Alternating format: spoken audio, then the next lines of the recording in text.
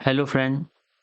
जैसा कि आप सभी लोगों को पता है कि 22 अप्रैल 2025 को जम्मू कश्मीर के अनंतनाग जिले के पहलगाम, जो कि एक आपका अधुसूचित क्षेत्र है, वहाँ पे 26 लोगों को आतंकवादियों के द्वारा मार दिया गया, जिसमें कि एक नागरिक जो कि नेपाल का था।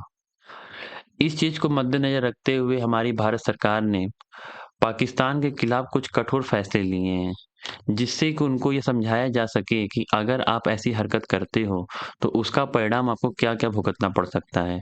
तो वो जो फैसले लिए गए हैं, उन चीज़ को मैं बहुत ही आसानी शब्दों से आपके सामने प्रस्तुत करूँगा, जो कि आपके एग्ज़ाम पॉइंट ऑफ व्यू से भी समझना ज़रूरी है और भारत सरकार ने इस चीज़ के मद्देनज़र रखते हुए क्या डिसीज़न लिया है, जिससे कि पाकिस्तान को समझाया जा सके, उस बिहाफ़ पे भी आपको समझना ज़रूरी है।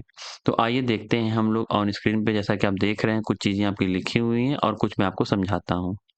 तो देखिए कि जैसा कि आपका यहाँ लिखा हुआ है कि पहलगाम आतंकी हमले के बाद सीसीएस के 5 बड़े फैसले लिए गए हैं।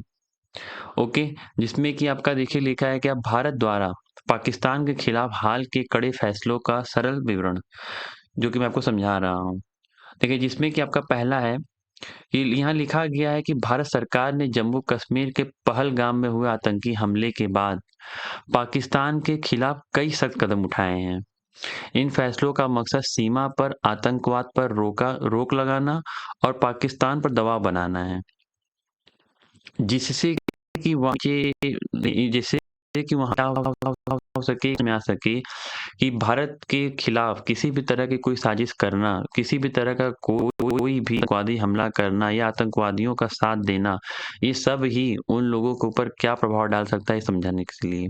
तो देखिए यहाँ लिखा हुआ है कि नीचे इन फैसलों को आसान भाषा में समझाया गया है। देखिए सबसे बड़ा फैसला जो कि लिया गया है वो आपका है सिंधु जल समझौता स्थगित। अभी तक क्या था कि भारत और पाकिस्तान के बीच 1960 में हुए सिंधु जल समझौता, जो कि अब तक चलता आ रहा था, भारत ने इसे तत्काल प्रभाव से रोक दिया है। भारत सरकार ने उसको क्या किया है, तत्काल प्रभाव से बंद कर दिया है कि अब जब तक पाकिस्तान सीमा पर आतंकवाद का समर्थन बंद नहीं करता है, कौन? पाकिस्तान, तब तक यह समझौता लागू नहीं हो सकता है। और हम सब चाहेंगे कि ये हो भी ना, ताकि जिससे कि वहाँ पे जल संकट हो और उस जल संकट से उनको क्या-क्या समस्याएँ फेस करनी हो, वो उनको समझ में आना बेहद ज़रूरी है। इससे पाकिस्तान को भारत से मिलने वाला पानी रुक सकता है, जिससे वहाँ जल संकट और कृषि पर असर पड़ेगा। ओके? आगे देखिए यहाँ लिखता है कि अटारी बाघा चेक पोस्ट तुरंत बंद कर दिया गया है। क्या भारत पाकिस्तान के बीच अटारी बाघा सीमा एकमात्र रास्ता था जिससे लोग और सामान आते जाते थे। मतलब अब किसी प्रकार का कोई भी आप सामान ना ही भारत से पाकिस्तान जाएगा और ना ही पाकिस्तान से भारत आ सकता है। और वो होता किससे था आपका? अटारी बाग चेक पोस्ट के थ्रू, जिसको कि अब बंद कर दिया गया। अब यह चेक पोस्ट बंद कर दी गई है। जो लोग पहले ही चेक पोस्ट पार कर चुके हैं, उन्हें 1 मई से पहले वापस जाना होगा। मतलब जो लोग अभी वहाँ से अपना आ गए हैं, बॉर्डर क्रॉस करके आ गए हैं, कहीं रुके होंगे, तो उनको भारत सरकार ने कहा है भाई आप जैसे ही जिस रास्ते आए हो, उसी रास्ते वापस चले जाओ। इससे दोनों देशों के बीच व्यापार आवाजाही रुक जाएगी और रुक भी गई है। फिर देखिए एक सबसे बड़ी जो थर्ड डिसीजन सबसे बड़ा लिया गया है, जैसा कि आप स्क्रीन पे देख रहे हो वहाँ पे, सार्क वीज़ा छूट योजना रद्द कर दी गई है। पाकिस्तानी नागरिक अब सार्क वीज़ा छूट योजना के तहत भारत नहीं आ सकेंगे। पहले से जारी सभी वीज़ा रद्द कर दिए गए हैं।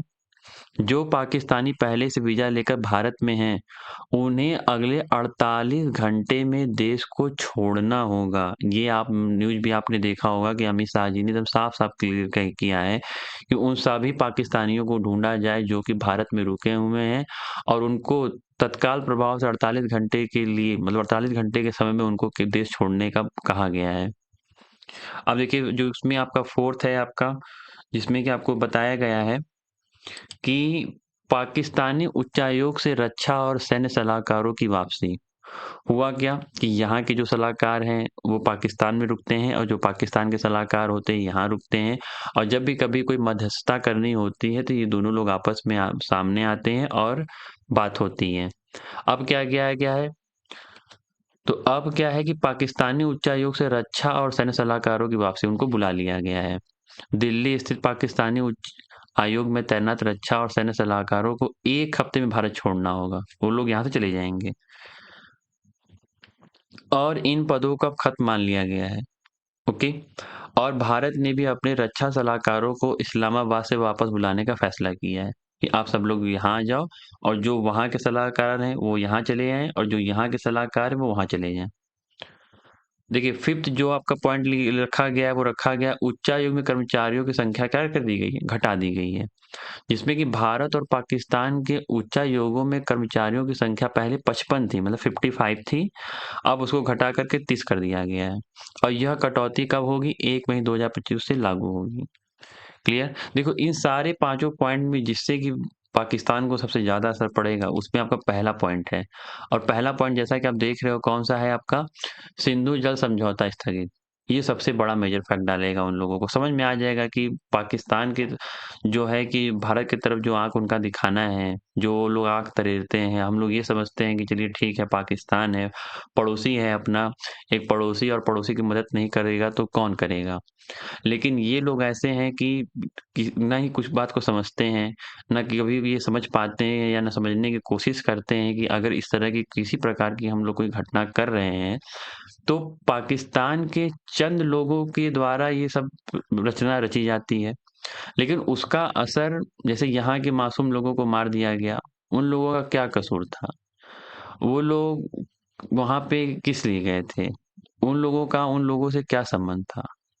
लेकिन अब हम लोग जो ये फैसला लेंगे इसका असर तो पूरे पाकिस्तान पे पड़ेगा और हम लोगों का भी उन लोगों से दूसरी क्या करिएगा, पड़ोसी ही हैं, सबक सीखना पड़ेगा, वरना फिर से ऐसी घटना होना भी जरूरी है।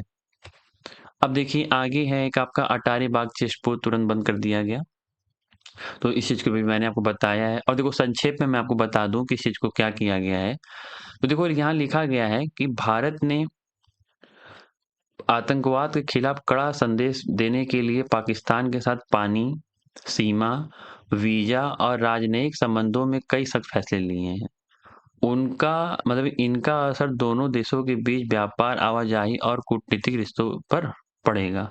ऑफ कोर्स देखो पड़ोसी है, कहीं न कहीं व्यापार होता था तो ये असर उन पे पड़ेगा ले और हम पे भी पड़ेगा। और हम लोगों के संबंध कहीं न कहीं जो कभी कुछ हद तक ठीक होते हैं तो कुछ ऐसी परिस्थितियाँ ये लोग पैदा कर देते हैं जिससे कि वो खराब हो जाता है।